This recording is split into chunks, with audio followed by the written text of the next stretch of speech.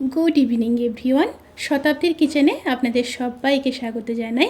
आजके रेसिपि पटल महारानी। जे कोनो स्पेशल दिने किंबा निरामिष दिने এই রেসিপিটি একবার বানাতে পারেন। খেতে যেমনই টেস্টি, বানানো ভীষণই সহজ। পোলাও, ফ্রাইড রাইস, লুচি, পরোটা এসবের সাথে কিন্তু দারুণ যায়। অবশ্যই কিন্তু আপনারা রেসিপিটি ট্রাই করবেন। তাহলে চলুন শুরু করা যাক আজকের এই সহজ এবং সুস্বাদু রেসিপি। পটল মহারানি বানানোর জন্য আমি এখানে 6 পিস পটল নিয়েছি। পটলগুলোকে এইভাবে কেটে নিয়েছি আর দুটো সাইড এইভাবে কেটে নিতে হবে। এইভাবে অল্প অল্প করে কেটে নিতে হবে, তাতে করে লবণ আর হলুদ খুব ভালোভাবে পটলের মধ্যে ঢুকে যাবে। এবার পরিমাণ মতো লবণ দিয়ে দেব আর দিয়ে দেব খুব সামান্য হলুদ গুঁড়ো, খুবই সামান্য।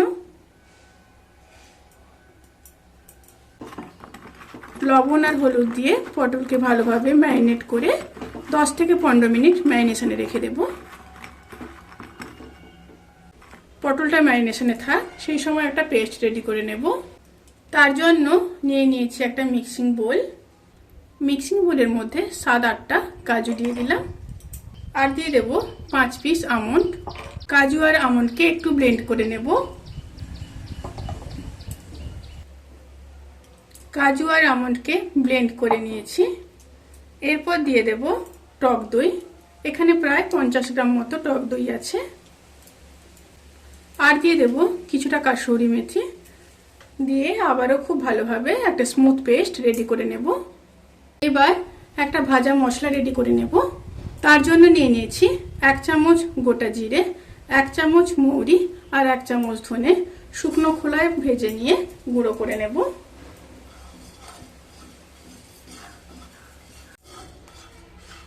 জিরে, ধনে আর মৌরি খুব ভালোভাবে ভাজা হয়ে গেছে।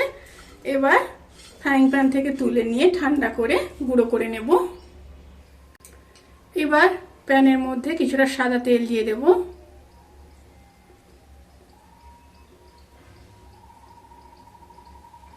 দিয়ে পটলগুলোকে ভেজে নেব।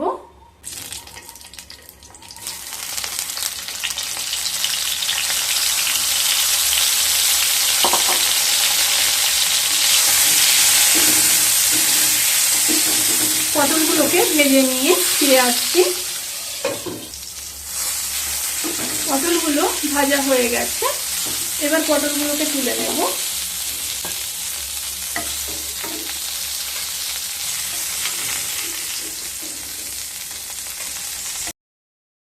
এবার ওই তেলের মধ্যে আরো একটু তেল দিয়ে দেব। তেলের মধ্যে সামান্য হিং দিয়ে দিলাম। এবার পেস্ট করে রাখা মশলাটা দিয়ে দেব।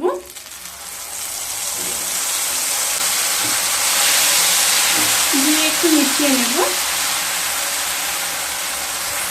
সাথে একটু মশলা ধোয়া জল দিয়ে দিলাম। এবার দিয়ে দেব 1/2 চামচ কাশ্মীরি লঙ্কার গুঁড়ো আর দিয়ে দেব 1/2 চামচ আদা বাটা। দিয়ে মশলাকে খুব ভালোভাবে লো স্টিমে কষিয়ে নেব। এই সময় স্টিমটা কিন্তু অতি অবশ্যই লোতে রাখবেন, হাই স্টিমে মশলা কষাবেন না।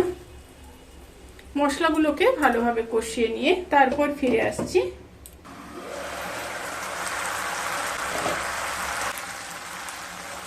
মশলাগুলো খুব ভালোভাবে কষানো হয়ে গেছে।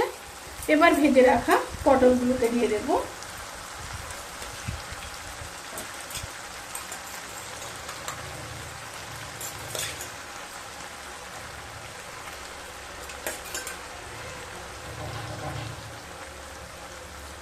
পটল দিয়ে মশলার সাথে খুব ভালোভাবে মিশিয়ে নেব। এবার দিয়ে দেব পরিমাণ মতো লবণ। পটলে লবণ দিয়েছিলাম সেই অনুযায়ী কিন্তু এখানে লবণ দিচ্ছি। স্বাদ মতো চিনি, ভেজে রাখা মশলা 1/2 চামচ, খুব সামান্য চিলি ফ্লেক্স, অল্প কাসুরি মেথি, দুটো কাঁচা লঙ্কা দিয়ে এবার ভালোভাবে মিশিয়ে নেব।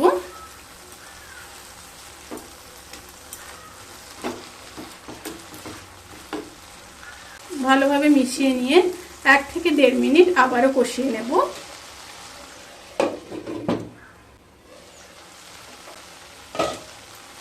খুব ভালোভাবে কষানো হয়ে গেছে। এরপর দুধ দিয়ে দেব। এখানে 100 ml দুধ আছে, আমি এখানে গরুর দুধ ব্যবহার করেছি। আপনারা চাইলে নারকেলের দুধ কিংবা আমুল দুধও ব্যবহার করতে পারেন। আবারও খুব ভালোভাবে মিশিয়ে নেব। এবার ফুটে আসা পর্যন্ত অপেক্ষা করব। তরকারিটা ফুটে এসছে। এরপর ঢাকা দিয়ে 1 মিনিট হতে দেব। স্টিমটা কিন্তু এই সময় একদম লোতে থাকবে।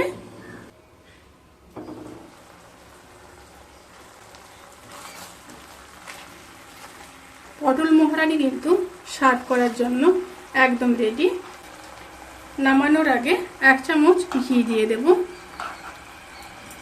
ঘি দিয়ে ভালোভাবে মিশিয়ে নেব। এবার গ্যাসের ফ্লেমটাকে অফ করে দিয়ে 10 থেকে 15 মিনিট স্ট্যান্ডিং টাইমে রেখে তারপর সার্ভ করব। ভিডিওটি কেমন লাগলো প্লিজ কমেন্ট করে জানাতে কিন্তু ভুলবেন না। যদি ভালো লেগে থাকে তাহলে সাবস্ক্রাইব করে পাশে থাকা বেল আইকন প্রেস করে নোটিফিকেশান অল করে রাখবেন। তাতে করে আমি যত রেসিপি দেব সমস্ত লিঙ্ক আপনাদের কাছে পৌঁছে যাবে। আপনারা সবাই ভালো থাকবেন, সুস্থ থাকবেন, সাবধানে থাকবেন। আজকের মতো এই পর্যন্ত। পরের ভিডিওর জন্য অপেক্ষা করুন। টাটা।